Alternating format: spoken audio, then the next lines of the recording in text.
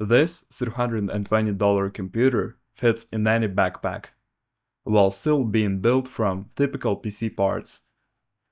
It has a GTX 1060, a 6GB version of the card, and runs on a Ryzen 5 1600AF. Since it is a Ryzen processor, good RAM is a must, so I went with 16GB of 3200 MHz Ballistics Crucial RAM to avoid any memory latency issues. The system runs on a Machinist B450 motherboard with a 450W SFX power supply from Sharkoon. For storage, I am using a 480GB SATA solid-state drive and a 240GB Patriot Burst Elite SSD. I chose a custom micro ATX case from a local seller. Unlike most cases, this one fits normal PC parts, while being just slightly bigger than a typical SFX case, or so I thought, because, as you'll see, it was not that simple.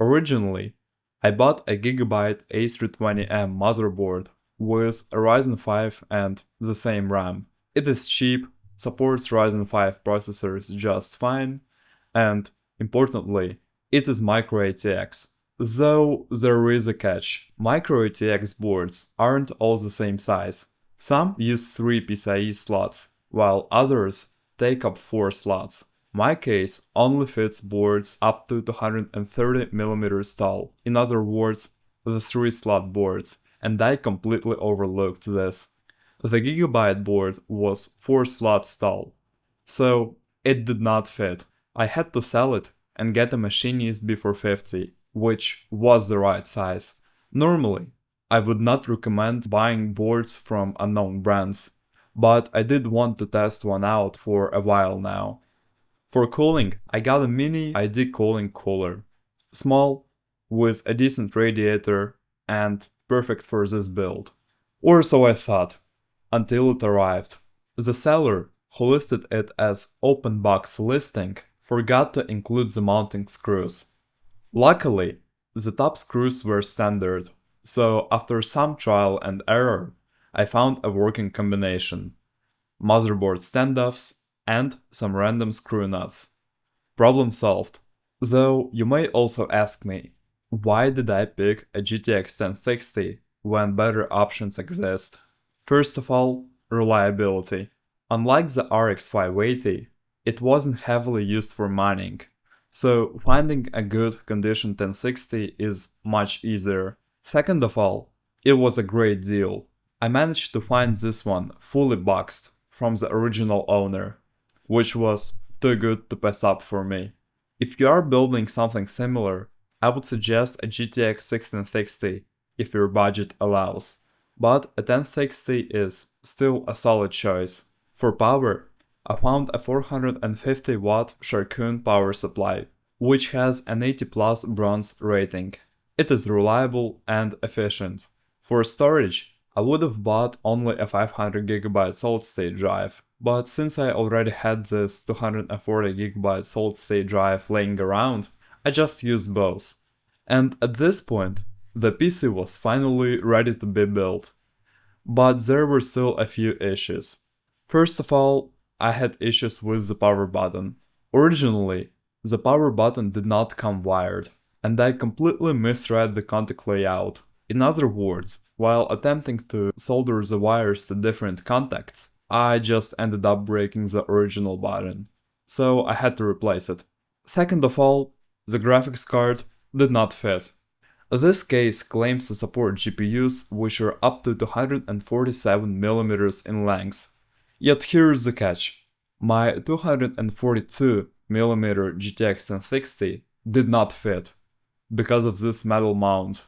Most likely, the seller made a typo when making the description for this case. They likely meant 237mm. Well, either way, I just took the mount and bent it outward with pliers. It wasn't perfect, but it did in fact work.